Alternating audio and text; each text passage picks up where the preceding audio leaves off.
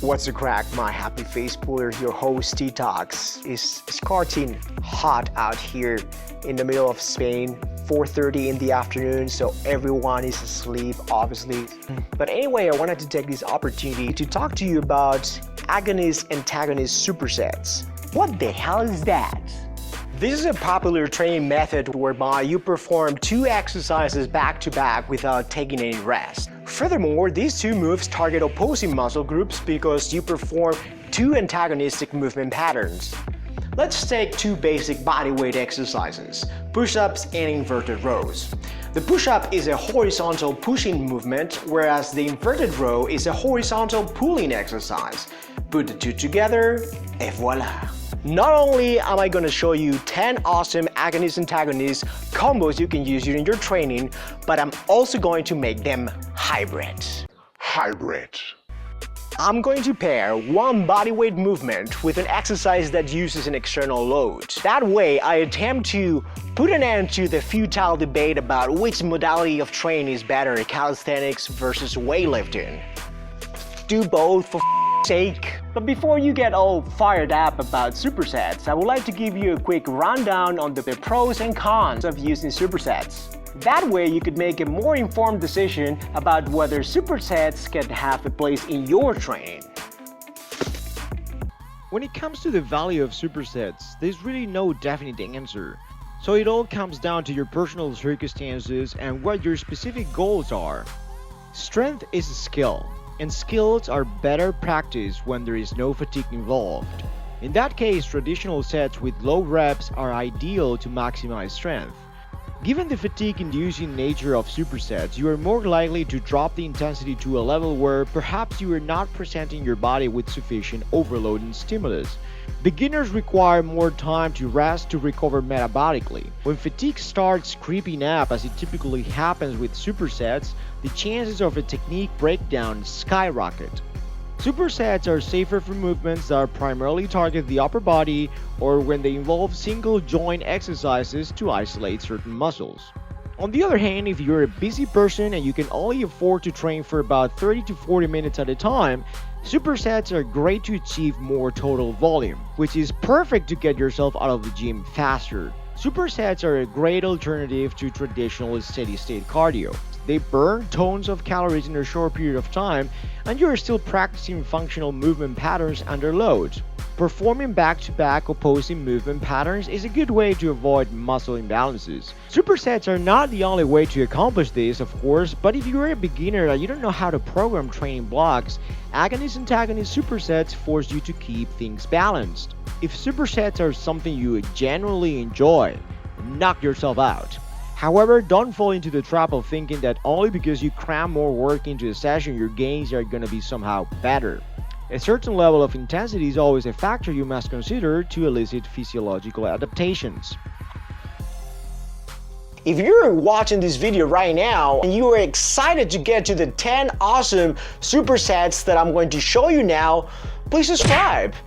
And don't forget to also click on the little bell next to the subscribe button. That way you will never miss any future video. Let's go!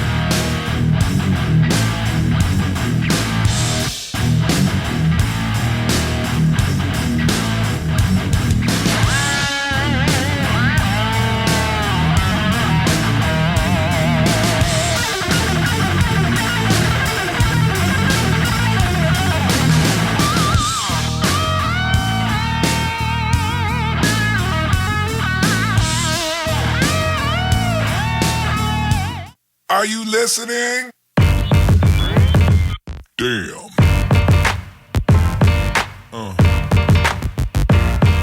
Yeah. Yeah. Yeah.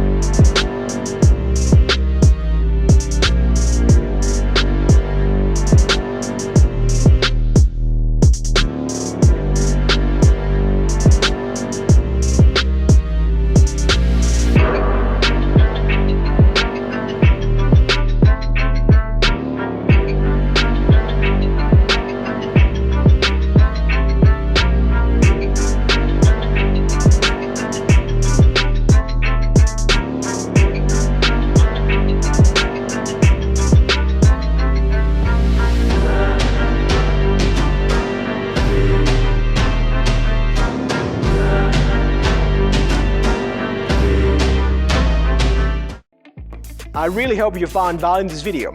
If you like this type of content, please smash, destroy it, obliterate that like button so that you let YouTube know that you enjoy this content and it could help you achieve your fitness goals.